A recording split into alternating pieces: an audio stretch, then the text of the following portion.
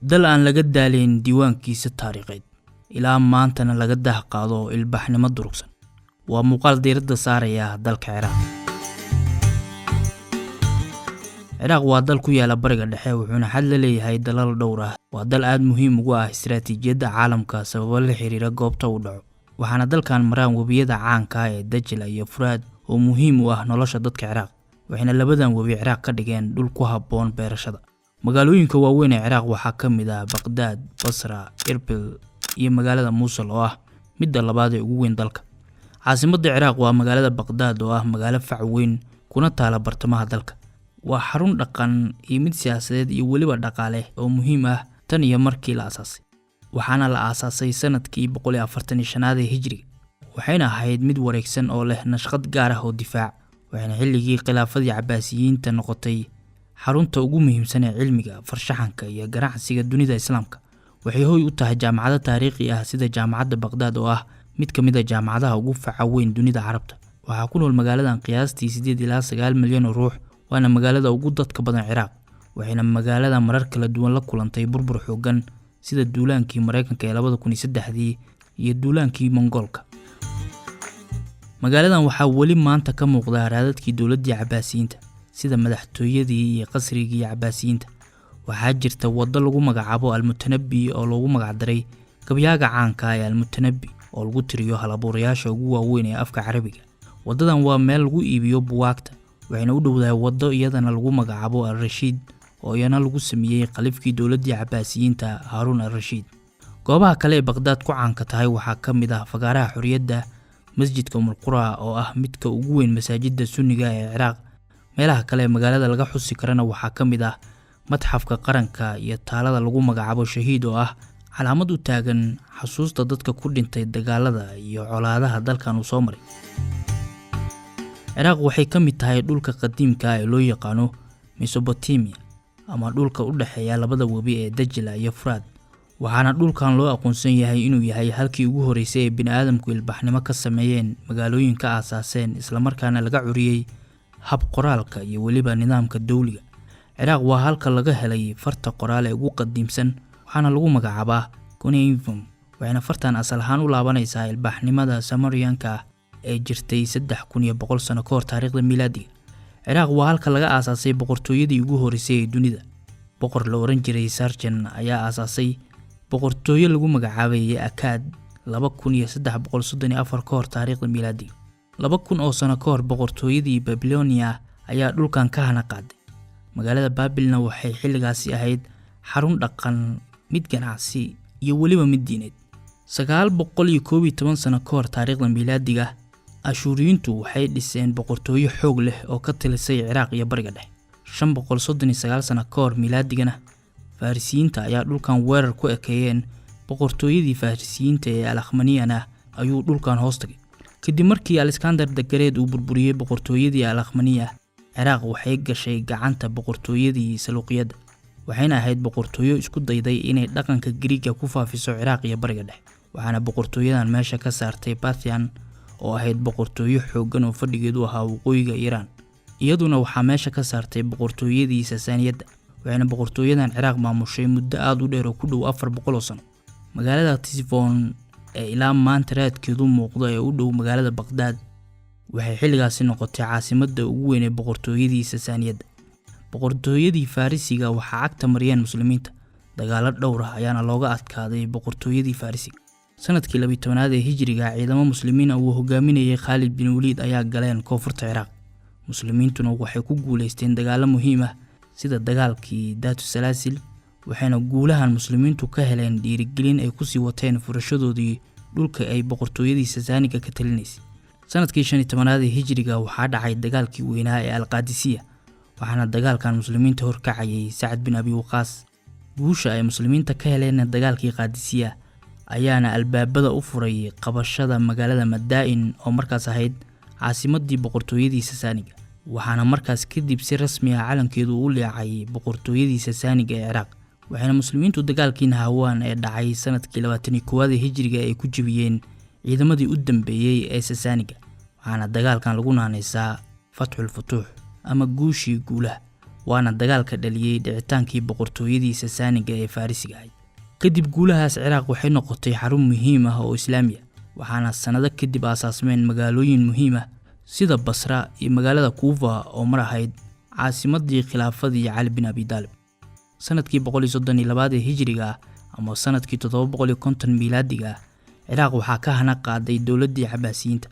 wuxuuna khaliifkii Cabbaasiyiinta ee Al-Mansuur u aasaasay magaalada Baghdad si ay u noqoto caasimadda cusub ee Cabbaasiyiinta, iyadoona bedeshay magaalada Dimashq oo ahayd caasimadii dawladdii Umayyadeed. Cabbaasiyiintu waxay ka dhigeen Ciraaq xarun siyaasadeed, dhaqaale iyo cilmiyeed oo muhiim ah, waxaana xilligan lagu tilmaamaa xilliga dahabiga ee Islaamka. Cabbaasiyiintu waxaa lagu xasuustaa inay dhiirigeliyeen tarjumidda qoraalada Giriigga, Farisiga iyo Hindiga, iyo sidoo kale sameynta cilmi baarisyo cusub oo la xiriira falagga, xisaabta iyo caafimaadka. xukunkii Cabbaasiyiintu wuxuu ahaa mid ballaaran oo ka kooban qaybo badan oo bariga dhexe ah, laakiin Ciraaq waxay ahayd xudunta ugu weyn ee khilaafada, waxayna Baghdad noqotay xarun weyn oo cilmiyeed iyo ganacsi oo lagu keedin jiray aqoonta iyo dhaqanka Islaamka.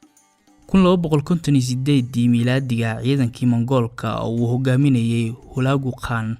ayaa burburiyeen magaalada Baghdad, waxaana meesha ka baxday khilaafadii Cabbaasiyiinta iyo waayihii dahabiga ee Ciraaq iyo Islaamka. Mongoolka waxay gubeen oo ay burburiyeen maktabadii caanka ahayd ee Al-Bayt al-Hikma ama guriga xikmadda,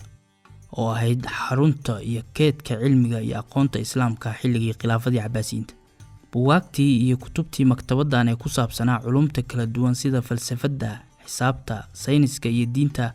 badankoodu waa la gubay, in badan oo ka midana waxaa lagu tuuray webiga Dajla, waxaana la sheegaa in webigan midabkiisu isbedelay sida ay kutubta lagu tuuray u badnaayeen awgeed. 1534 waxay Ciraaq hoos tagtay Cusmaaniyiinta, waxayna dawladdaasi sii joogtay dhulkan ilaa dhammaadkii dagaalkii koowaad ee adduunka, waxaana Ciraaq la wareegeen ciidanka Ingiriiska. 1932 Ciraaq waa ay ka xorowday Ingiriiska, inkastoo ay weli saameyntiisu jirtay, waxaana dhulkan ka aasaasantay boqortooyo ilaa 1958 jirtay. sanadkan ayaana boqortooyadan la afgambiyay isla markaana la dhisay jamhuuriyad. 1979 Saddam Hussein ayaa xukunka la wareegay asigoona gacan bira ku qabtay dalka, waxaana Saddam dawladdiisii lagu xasuustaa dagaalkii ay Iiraan la gashay ee socday 1980 ilaa 1988. maamulkii adkaa ee ka dhanka ahaa Kurdida, qabashadii ay Ciraaq qabsatay Kuwait ee 1990 iyo duulaankii xigay ee Mareykanka uu hogaaminayay ee Ciraaq looga saaray Kuwait iyo duulaankii Mareykanka ee Ciraaq ee sanadkii 2003.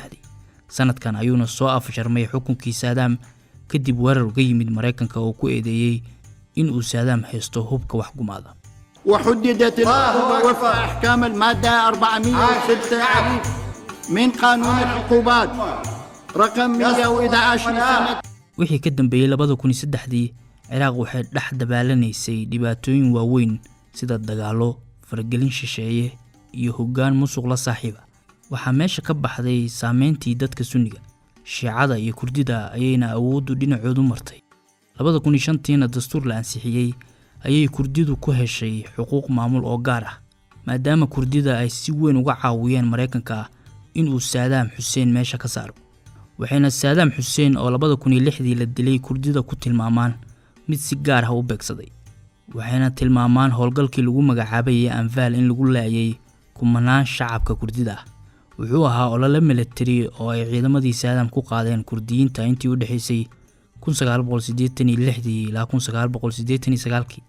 waxayna Kurdidu ilaa maanta xusaan weerarkii Halabja ee 1988 oo lagu dilay kumanaan Kurdi ah kadib markii loo adeegsaday hub kiimika ah. laakiin arrinkan Carabta Sunniga ee dalkan waxay ku tilmaamaan arrin wax kama jiraan ah. dalkan waa mid leh nidaam federaal oo dimuqraadi ah, wuxuuna ka kooban yahay ilaa 19 gobol, laakiin gobolka Kurdistan waa budo gooni u tuman. waa gobol si weyn u madax bannaan oo ku yaala waqooyiga Ciraaq.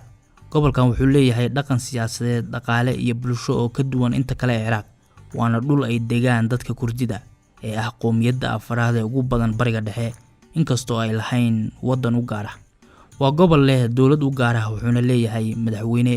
ra'iisul wasaare iyo baarlamaan. wuxuuna gobolkan leeyahay ciidamo u gaar ah oo lagu magacaabo Peshmerga, waxaana taageera Mareykanka ayagoona si weyn ula dagaalay kooxda Daesh. Kurdistan waa gobol qani ku ah saliidda,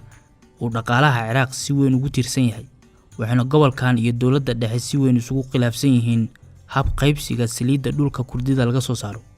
Kurdistan waa halka ay joogaan Kurdida ugu awoodda badan waxaana la dhihi karaa waa gobol ku fashilmay inuu dal madax bannaan noqdo kadib markii uu isku day walba sameeyay. 2017 afti dadweyne ayaa gobolkan ka qabsoontay waxayna Kurdidu 92% u codeeyeen inay goonistaag ku dhawaaqaan. Dawladaha Ciraaq, Turkiga iyo Iiraan ayaana si weyn uga soo horjeesteen gobolkan cunaqabateyn saareen ilaa ay ka laabteen Kurdidu goonistaaga. Tirada dadweynaha Ciraaq waxay gaaraysaa ilaa 45 milyan ilaa 85% oo dadka dalkan ahna waxaa lagu sheegaa inay yihiin Carab. Ilaha qaar waxay tilmaamayaan in Sunniga looga badan yahay Ciraaq oo Shiicadu ay gaarayso ilaa 60%. waxaana Ciraaq dhacaan magaalooyinka Najaf iyo Karbala oo ah laba magaalo muhiim u ah Shiicada. Shiicadu waxay aaminsan yihiin in magaalada Karbala uu ku aasan yahay Xuseen oo ah wiilka Cali bin Abi Talib. waxayna maalinta Caashura ku xusaan dilka Xuseen loo geystay ayagoo soo bandhiga riwaayado.